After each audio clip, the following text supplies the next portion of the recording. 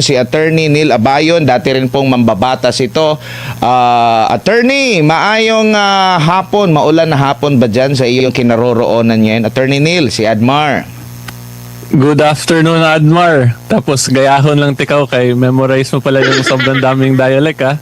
So maayong hapon ug maupay nga kulop sa mga viewers ni Admar. Oo. Unfortunately, 3 languages lang yung alam ko. English, Tagalog, Bisaya, at Maray. 4 pala. Alam mo naman, dahil kay Google, pwede mo nang pwede ka nang ma-master sa iba't ibang mga lingwahe, dialekto.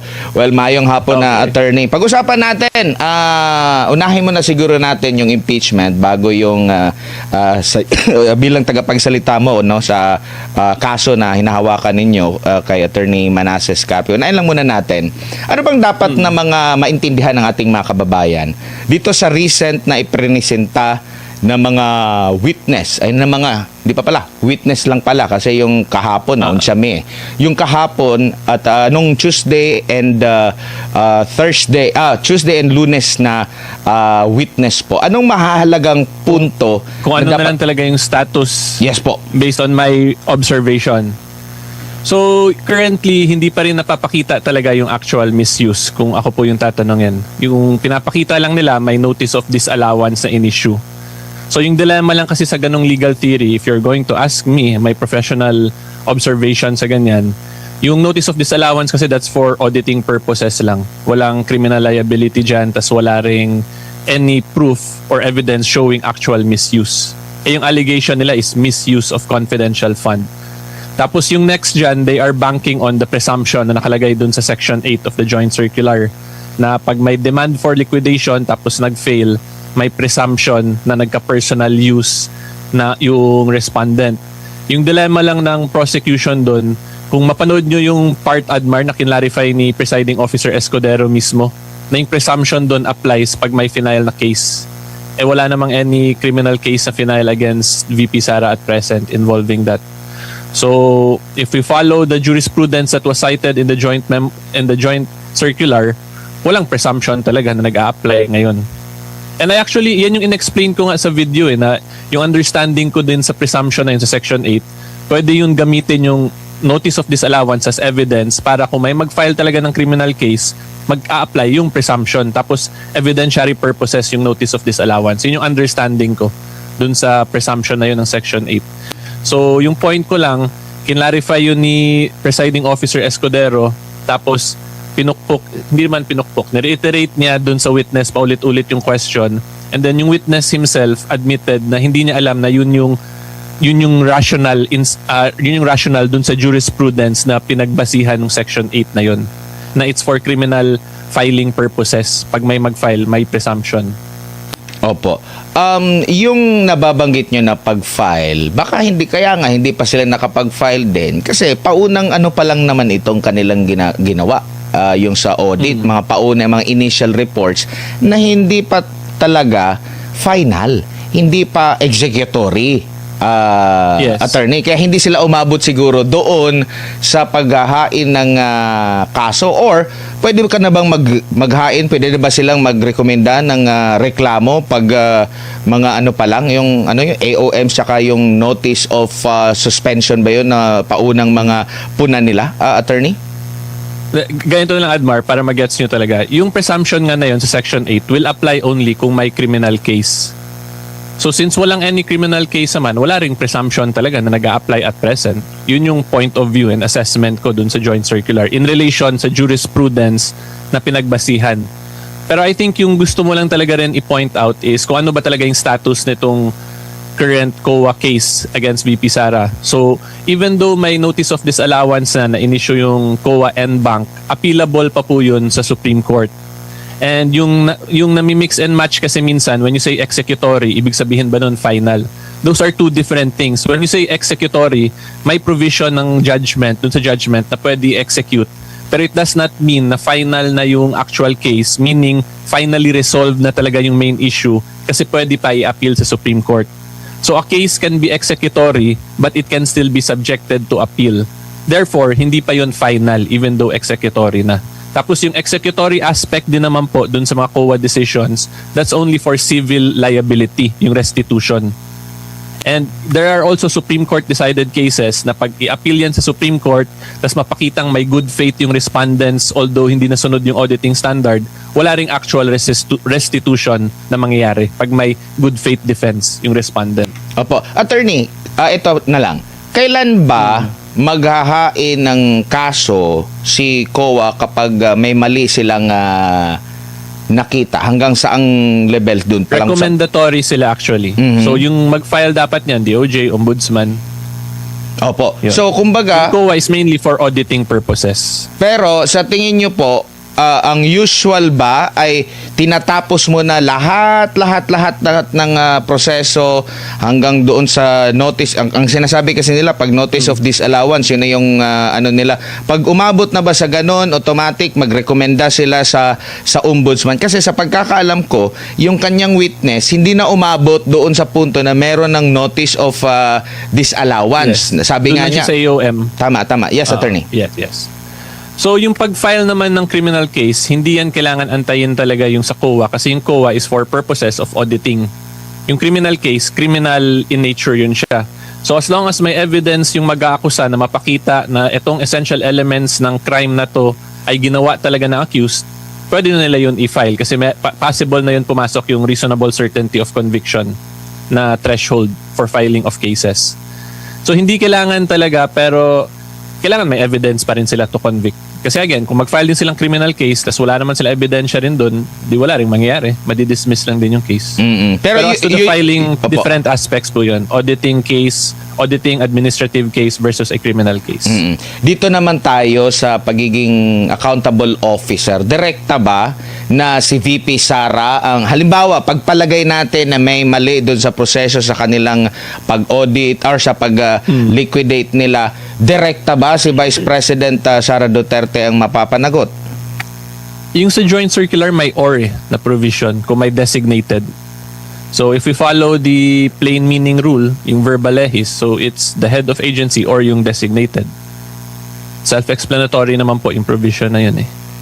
And that's up to the senator judges how they will interpret it. Pero kung ako, since plain yung words ng batas, wala namang room for ambiguity, then it should be interpreted following the plain meaning rule. Opo. Dito sa nakalipas na mga hearing dyan sa Kamara, kung saan po kayo galing, hanggang sa panayam nila sa media ng mga taga-prosekusyon, laging nababanggit, parang naglalagay sila ng parang ito na lang, inaangguluhan nila na mali yung paggamit ng mga code, ng mga aliases, ng mga pseudonym doon sa parang yan yung kanilang pinalulutang na issue. Yes. Nasagot ba ito during sa trial at ano ba ang malinaw na dapat maintindihan ng ating mga kababayan ukol dito? Yung magandang point, yung magandang question and answer portion as to that point, yung tanong ni Senator Lacson, diniscuss niya yun na is it normal or proper ba na gumamit ng aliases? Which I believe sinagot ng yes nung witness. Tapos may mention pa si Senator Lacson doon na usually i-divulge lang yung confidential information once declassified na yung operation or yung confidentiality aspect. So hindi in simple terms, hindi po porket nakakatawa yung mga pangalan ay ibig sabihin that's already an impeachable offense. Kasi meron pa rin pong confidentiality rules, di ba? And yung maganda nga po, mas maganda kung panoorin nila yung kay Senator Lacson talaga na question and answer. Kasi na-discuss yun ng maayos doon. So, proper, kung ako pala it's proper to use aliases kasi it's for confidential purposes naman talaga. And yung sa 1992 na circular na sinight din mismo ni Attorney Poe, yung pinakita niya, naka-explain din po yun doon eh. Tsaka kung pakikinggan din natin yung witness, wala din siyang direkta na pagtutol kagaya ng gimmick na ginagawa ng mga nasa prosecution na talagang nilalagyan nila ng kulay na mali yung paggamit ng code. Pag tinanong mo siya, direkta, sabi niya silent yung batas, hindi sinasabing bawal, hindi Yes. rin sinasabi na hindi bawal or no? Yes. Doon pa lang malalaman mo, di ba? Yes, so dyan natin makikita yung quasi-political side talaga ng impeachment. Kasi baka hindi nila mapa-convict or lacking in evidence sila mapa-convict. So bawi na lang sa quasi-political angle. via yung mga side remarks na ganyan. Yan yung yan yung isang aspect ng pagiging sui generis talaga ng impeachment. Yan yung masasabi ko na lang dyan, Admar. Opo. Na may politika pa rin talaga kasi yung impeachable officer is a politician. So kung hindi mo mapakonvict, edi try natin siguro yung i-try na lang nila apektahan yung political capital ni VP Sara via those side remarks. Sabi Yun nga yung nila, possible scenario dyan. dalawa daw ang korte dito impeachment court at court of public opinion Yan yung reality sa impeachment lalo na dito kasi politician nga. Tapos politicians din yung prosecutors, politicians din yung judges. So kung example, tayong taong bayan nanonood, hindi natin gusto yung action sa mga prosecutors ng senator judges, edi bawian na lang sa 2028 elections. Opo. Yun yung isang aspect doon. Opo. Dito tayo sa naman. Sinasabi pinalulutang nila na walang OR, puro AR. Ito rin yung ginagawa nilang inaangguluhan na parang masama, no? Acknowledgement receipts lang yung kanilang mga binibigay. Nasagot din ba dito sa sa trial nitong nakalipas na mga araw kung mahigpit bang ipinagbabawal na puro AR lamang po? At yes po, attorney. So, papasok pa rin yan dun sa confidentiality kasi syempre, kung hindi nga sinabi ng isang tao yung real name niya, bakit naman siya mag-issue ng OR na may real information niya or yung taxpayer identity, yung TIN number niya? Eh di nawala din yung purpose ng aliases nun. And sinabi din niya ng witness na pag yung mga informant, mga tao, hindi naman kailangan ng ORs talaga. And even dun like sa yung sa safe houses, so same pa rin po kasi confidential Why will you issue an OR with your TIN number, your personal information? So mawawala yung confidential purposes nung fund na yun kung i-issue yun. Opo. And again, Admar, basta yung main point talaga dito, this is an auditing issue lang kasi yung sa COA talaga So again, it does not mean kung na-violate or hindi nasunod strictly yung auditing standard, it does not mean na may actual crime kang ginawa.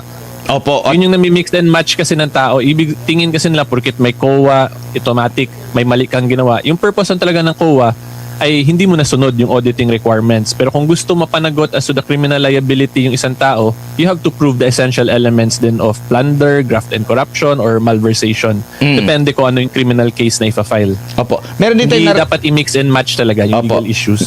Pati yung merong audit query ba yung tawag nun, minamasama din, attorney. Masama bang magtanong, halimbawa, may hindi ka naintindihan sa paunang report na saglit lang, ito, ano ba talaga yung kailangan? Meron ka lang kaming ganito. Mali ba yun, attorney?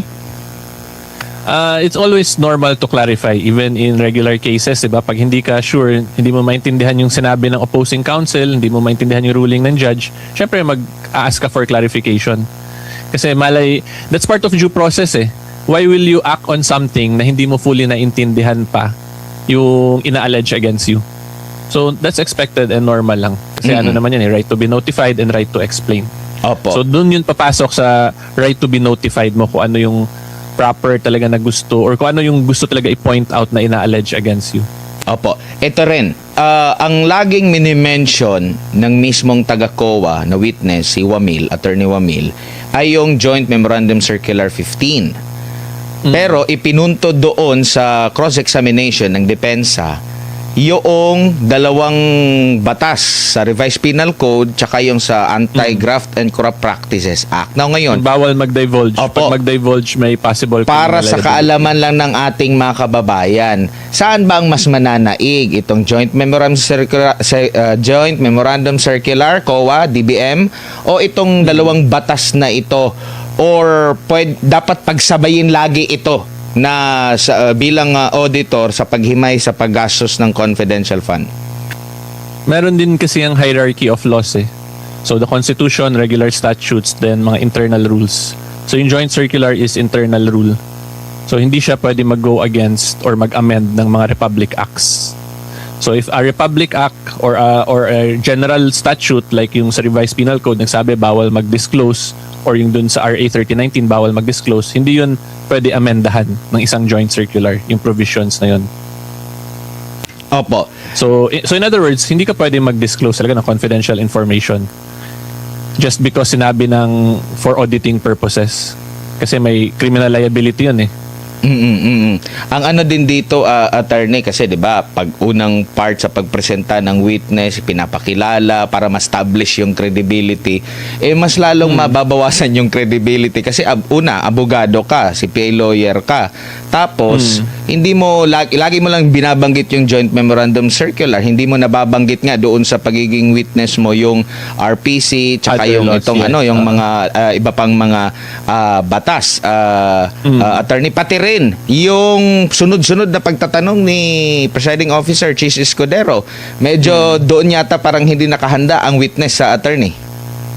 So, ayoko masyado maging conclusory as to this kasi yung judges talaga, senator judges, yung may trabaho niyan. Pero yung masasabi ko lang, maganda talaga yung point or yung part nung kay Senator, kay Presiding Officer Escudero. Kasi doon, tinatanong niya na hindi mo pala alam itong jurisprudence na to, na ito yung sabi, yet you kept on citing this repeatedly since day one. So, doon pa lang, I think, may kita na ng general public kung ano yung possible sentiment ng presiding officer in relation to that witness. Opo. Dito naman sa kredibilidad ng witness, kasi giniit talaga niya na sa tagal niya sa COA, particular na yung sa ICFAO, no, yung mismong nag-audit doon sa Intelligence at Confidential Fund since 2014 yata.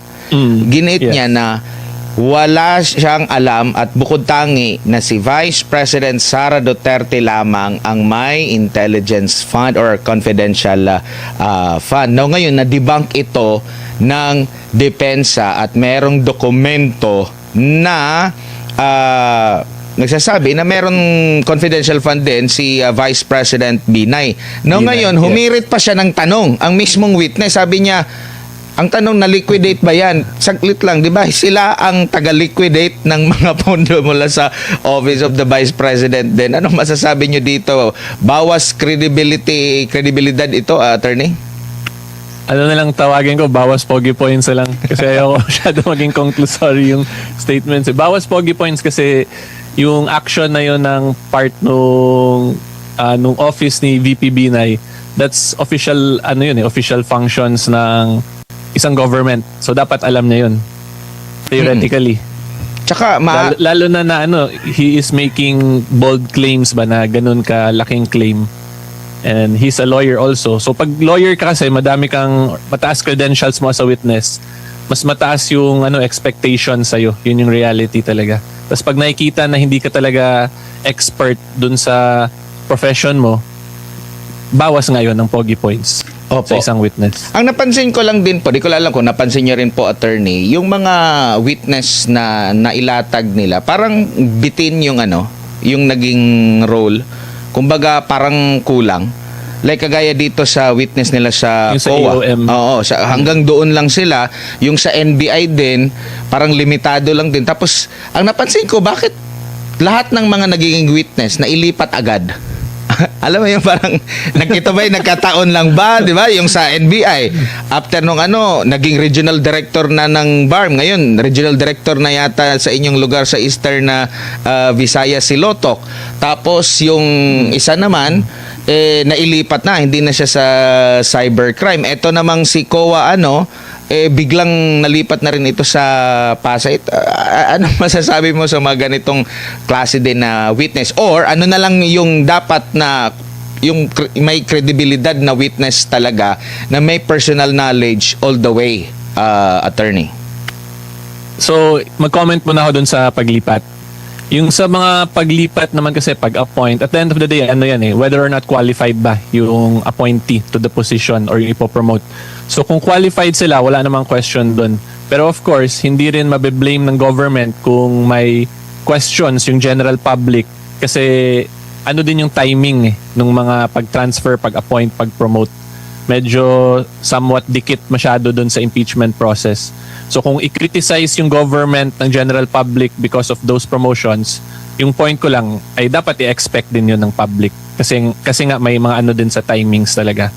And then as to dun sa Hilaw, yung masasabi ko na lang currently, yung witness na to mukhang yung point lang talaga gusto nila i-present na na may AOM which eventually led or yung part niya nag-recommend siya na mag-file ng notice of disallowance. Yun lang. So ano pa currently, may may trial dates pa yung prosecution, so baka may ipe-present pa silang witness doon naman sa notice of disallowance side. Kasi from my understanding, ito lang yung sa AOM and sa notice of suspension pa lang for this witness. Opo.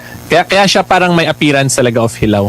Pero as to the AOM na siya yung nag-imbestiga, siya yung proper witness ko ako tatanungin kasi siya naman talaga yung nag-imbestiga nun for AOM and NS purposes.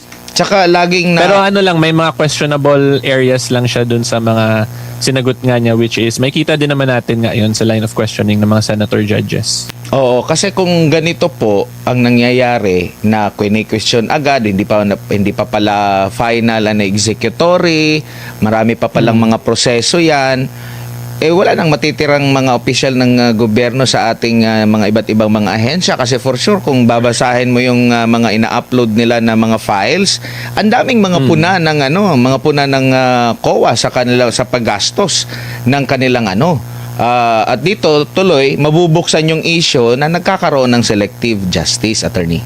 Yes. So ganito na lang, Admar, para maintindihan nyo talaga.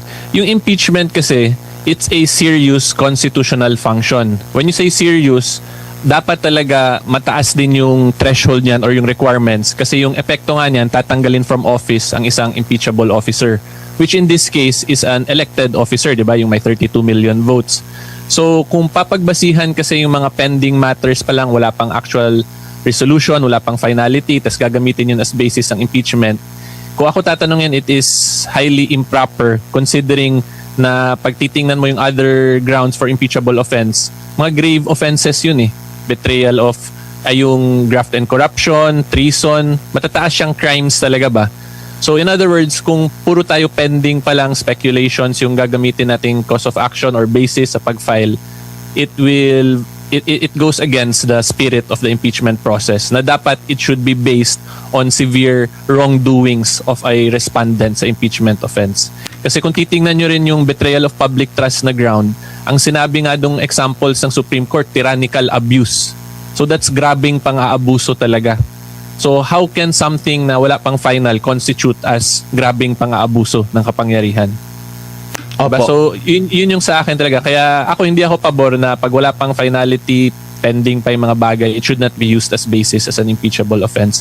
And kung tingnan din natin actually yung final na impeachment complaints against PBBM, yung isang reason kaya dinismiss yun ng HOR before kasi pending pa daw, wala pang finality yung mga Supreme Court cases in relation dun sa unconstitutionality unconstitutionality ng mga issues in relation sa General Appropriations Act. So, di ba doon, wala pa daw finality, pending, therefore it should be dismissed. Pero dito kay VP, pending din naman, pero iba yung treatment. Kaya again, kung mag-criticize din yung general public na may selective justice, ay hindi rin dapat sisihin yun ng government, yung public. Kasi nakikita din naman yun ng reasonable observers eh. At ito rin yung reason ba, attorney, kung bakit yung mga framers ng 1987 Constitution ay sinasabing dapat 16 votes para Yes. ma-convict ang ang sino man na impeachable official. Yes, that's part of it. 'Di ba dun sa voting threshold sobrang taas. Tapos yung grounds and for impeachment, tyrannical abuse nga, grabing pang-abuso. So dun makikita talaga natin na the spirit of the impeachment process should be or the purpose of the impeachment process ay para lang talaga sa mga grabing pang-abuso ng kapangyarihan. So the way I see it, pag pending pa lahat, wala pang grabing pang-abuso doon kasi may right pa naman to review eh. Opo. Yung may right pa to appeal yung respondent. Opo. Attorney, siguro bilang panghuli na lang, yung issue po kay Attorney Mans Carpio, ano po yung pinaka-latest sa kanya? Kasi parang kini-question nga, nag-approve na po ang mismo Pangulo pa, no, na magbukas dito, hindi naman impeachable official po si Attorney Mans Carpio. Ano po yung latest, Attorney? So, same pa rin naman yung position namin or position ni Attorney Mancia. Number one, he respects the actions, decisions of the executive and the impeachment court. And kung ano yung magiging next step ng impeachment court, nire-respeto din naman niya yun. Subject to, of course, na nire-review din niya at ng legal team niya kami kung meron mang kaming makitang violation sa constitutional rights niya. Yun lang talaga yung sa amin at present. And I also want to make it known lang sa public na hindi, if ever mag-file si Attorney Mans ng cases, hindi naman yun simply because para lang manggulo sa impeachment process. That's simply him exercising his constitutionally protected rights then. And that is guaranteed naman po by the Constitution sa lahat ng citizens of the Republic of the Philippines. Diba? Hindi po porket i-exercise mo yung karapatan mo ay nanggugulo ka lang nun. Kasi binigay po yun ng Constitution sa isang tao na may ifa-file kang case. And I just want to clarify that kasi yun yung laging binabato sa kanya na issue kay Attorney Mans na pag i-exercise yung right niya, nanggugulo lang daw yan. Bakit daw, pag wala naman daw kinakatakutan, bakit na lang hindi ganyan? So those are all political narratives na kasi, political messaging, and it does not directly address legal issues. So meron pa rin namang rule of law sa Pilipinas. So yun lang yung sundin talaga at